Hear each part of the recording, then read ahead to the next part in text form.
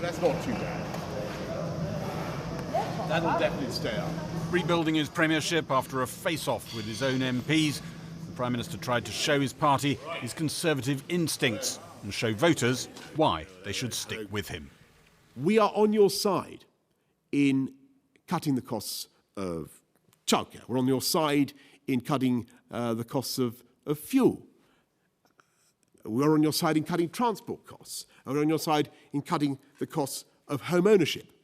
And of course, we are on your side in cutting the tax bill as fast as you responsibly can. He said he believed the tax burden must come down as soon as possible. But he rejected pressure from inside his party to cut personal taxation as inflation was soaring. Because the answer to the current economic predicament is not more tax and more spending. First pictures of the music box the Cabinet gave the Queen as a Jubilee present. Ministers chipped in £200 each. Allies of the Chancellor doubt the Prime Minister can resist splashing the cash for long. And at the centre of today's speech was a potentially multi-billion-pound intervention in the housing market. I want us to deliver on the long-standing commitment made by several governments to extend the right to buy to housing associations. We will finish the right to own reforms Margaret Thatcher began in the 1980s. After decades of promises to extend council tenants' right to buy to housing association tenants, don't you think this is lovely? A pilot in the Midlands was completed 2 years ago. These are the new properties that went up outside Worcester. The government is promising to replace every home sold with a brand new build to make sure the housing shortage isn't made worse. But that leaves the housing association out of pocket, here to the tune of £80,000 a home. Michael Gove this morning on TV said he was expecting a one-for-one replacement and acknowledged that the money would have to be there to allow us to do that. Because if we sell a home with that discount, we just cannot build those proceeds from sale. So we have to have that compensation back to make this work. Housing associations are not parts of the state. In fact, that's their entire point. That is why successive governments have encouraged housing associations to provide social housing, not councils, precisely because they wanted to get social housing out of the state. But that means that these are not state assets that the government can just help themselves to and give away. So you have to pay them to do so. That's very expensive because since the 80s, house prices have gone up dramatically, so it's a much more expensive policy than it was then. And secondly, most of those homes in the 80s had been built decades and decades before, quite cheaply, and all their debts had long been paid off. So the state could essentially give them away. That's not the case now. They were breaking the ground at another social housing development outside Worcester today. The government said spending on the policy would be capped at £3 billion over several years. That would mean a maximum of 40,000 homes sold, compared with 1.7 million council homes sold off. The Prime Minister said he also wanted to shake up the mortgage market, with many more 95% mortgages and a stream of 98% mortgages too. And he wanted to explore how those on housing benefit could, instead of renting, get themselves their own home and a mortgage. What sort of mortgage would be available to someone on housing benefit? One can only imagine that most banks are rather alarmed by the idea of having to extend mortgages to people on benefit, especially when house prices are looking so frothy. Thank you all very much for your time this morning. Boris Johnson reached for the most iconic Thatcherite policy to try to help him out of his current difficulties. But experts say the impact of today's big new policy will struggle to match the rhetoric he revived at its launch. Well, joining me now is Lord Kerslake, former Permanent Secretary at the Department for Communities and Local Government and the Chair of the Peabody Housing Association. Lord Kerslake, the government can't do this without people like you. I assume they've been in touch to get the go-ahead. I'm afraid not. I've had no contact from the government. And this is a rehashed policy that was quite rightly dropped by Theresa May when she became Prime Minister.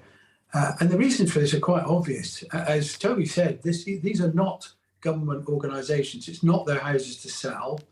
If housing associations are going to do it, they have to be compensated for the discount. The cost of that is swinging, absolutely swinging. And it's a very bad use of public money, which could be much better being put into subsidy to build more social rented homes. So I'm afraid this is not a sensible or a useful way to move forward, either on home ownership or on new homes. But as you say, they're talking about selling properties that you actually own. Is it your understanding that they can force you to do that? I don't think they can force, and indeed the discussions in 2015 were about a voluntary scheme where the government fully covered the cost. At that time, they were talking about covering the costs by forcing councils to sell their high-value homes, so a double whammy, if you like. The net effect will be fewer genuinely affordable homes. At the moment, we have a one-to-one policy, in fact, on the current right to buy. It's been there since 2012. And, you know, less than 5% of the homes sold have been replaced. It's just not going to happen. And it's not going to happen in a way that works. And it's just worth remembering that of those properties that have been sold through right to buy, the current right to buy scheme, 40% end up being in the private sector in rented properties the problem at higher rents and less security. But the problem for critics like you, bluntly speaking, is that people like this as a policy, individuals like this as a policy. For decades, since Margaret Thatcher, this dream of home ownership has been talked about as if it is the ultimate destination. You heard Mr Johnson today talking about wanting to help people who yearn to own their own home. Mr Gove talks about helping people fulfil an important desire of the human heart. Your argument for more and better social housing has been lost, hasn't it? No, not at all. I think people genuinely understand the need for more affordable housing. I actually think we do need to have more homes that people can buy. But the crucial issue here is affordability. And in fact, what you need is policies that help people to directly buy. And we, in fact, at Peabody, sell homes, nearly a quarter of the homes that we build go through sale. But the government have actually decided to wind down schemes such as Help to Buy that allowed people to buy with a smaller amount of deposit. So the issue here isn't about whether or not we should build more homes to be owned, or indeed trying to raise the level of ownership.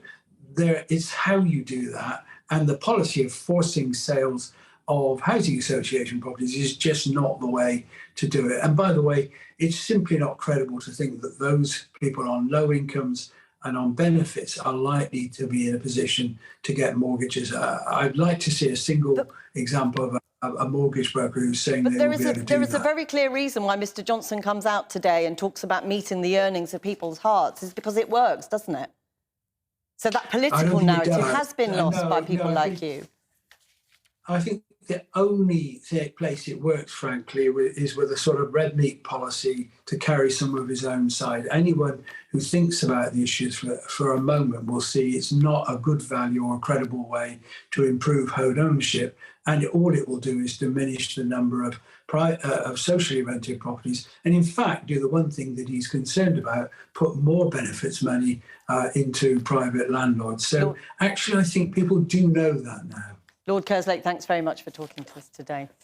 Well, from housing to education, the government say it's committed to improving opportunities, and it's appointed a new social mobility chief to take that on. In her first major speech, Catherine Birbalsingh said it was important to stop fixating on getting low-income children into top universities and focus instead on small steps up the ladder. How to increase social mobility is a question which has stumped generations of politicians. Currently, 26% of pupils in England on free school meals end up in university, while the figure is 44% for their counterparts not on free school meals, a gap which has stayed broadly the same for years now. But encouraging young people to aim for the dreaming spires of Oxford and Cambridge is creating a false sense of what constitutes social mobility, according to Catherine Birbalsingh, the new head of the Social Mobility Commission. Expecting more of children is good. They love you for it. She wants a radical rethink of how progress is measured. In her first major speech to the right-of-centre think tank, the Policy Exchange, Ms Birbalsingh says it's time to celebrate the smaller steps up the ladder of social mobility, which she says have previously gone unrecorded, and that there should be a focus away from an obsession that university must be a destination for all. Consider this. If a child of parents who were long-term unemployed or who never worked gets a job in their local area, isn't that a success worth celebrating? Would we really want to say that it doesn't count as mobility simply because they're not an accountant or a lawyer? We have, over the last generation, had too much focus on a one-size-fits-all model for social mobility, which tends to consider higher education expansion as the key means of improving opportunity. I began by asking her what she thinks needs to be changed. Well, at the moment, we want to change the narrative that really looks at the few as opposed to the many. And we'd like to concentrate on those people, because not all of us want to be Prime Minister or be millionaires. But how do you convince people that your speech today isn't essentially saying to working class people, stay in your lane, know your place? Well, because I didn't say stay in your lane. I said we should celebrate people who manage to achieve things, and we should see them as achievements. And we shouldn't just concentrate on the ones who are doing the things that we think are brilliant. The fact is that we all have different talents, and what we ought to be doing is trying to help people achieve with those talents. But what your speech doesn't do today is perhaps look at the privilege that has to be acknowledged that comes with being privately educated, say, and going to Oxford and Cambridge, and tackling that as part of the social mobility problem in this country. There's lots of work that's been done on the elite pathways. Far less has been done on the many. Just on the point, trying to concentrate on the many, not the few, as you put it. I mean, the last Social Mobility Commission State of the Nation report in July said that opportunities are still based on what your parents did. 62% of those in professional jobs are from privileged backgrounds, compared to 39% from working class backgrounds. So we are not that mobile as a country, are we? Well, the fact is that occupational mobility has been stable for decades, so it hasn't got worse. But of course, more should be done, and that's what we're talking about. You know, you say to people, you know, we don't necessarily need everyone to aspire to Oxford or Cambridge. It shouldn't be held up in that way. But the privilege that often comes with that is, in a sense, why many people regard us as not a socially mobile country, because that stranglehold remains with too small a group of people. And I'm wondering why that isn't part of your argument, if you like. Well, because I'm not making a judgment on how socially mobile the country is. I'm looking at You're the Social Mobility Commissioner. Yes, so I'm interested in how to make more people upwardly mobile. I'm interested in the many people who are trying to be socially mobile, where Oxford and Cambridge isn't necessarily a goal, or being a top banker isn't necessarily a goal. Do we really want everyone to become a top banker, or should that be a goal for the country? What looks like a success for you? That's a good question. So it's someone who's able to fulfill their talents, who's been able to access a good education, and who's then able to find paths into the workplace so that they can get a job which will allow them to fulfill their talents, give them purpose and satisfaction in their lives. So the last report by the Commission said access to university is a crucial component for individuals' social mobility prospects. So you don't necessarily agree fully with that? No. I wouldn't agree with that. Yet the success of your own school is measured by the fact that more than 80% of your pupils go to Russell Group universities, to the universities deemed to be the top universities. And so it's true that at my school, we do have an academic sixth form, but it's precisely that. A lot of my children don't go off to go and do that, to follow that type of pathway. And elite pathways is not... Do we really want a country where people only become top lawyers and top bankers? The last report called on the government to make a significant impact on social mobility by making welfare more generous through increasing universal credit payments, removing the two-child limit. What do you feel about that? Yes, I mean, that's not something that we're looking at. We're looking more at the idea of, well, who is it that buck the trends? We want to look at families. What is the impact of families on people's social mobility? But the impact what is of the poverty? Impact of culture?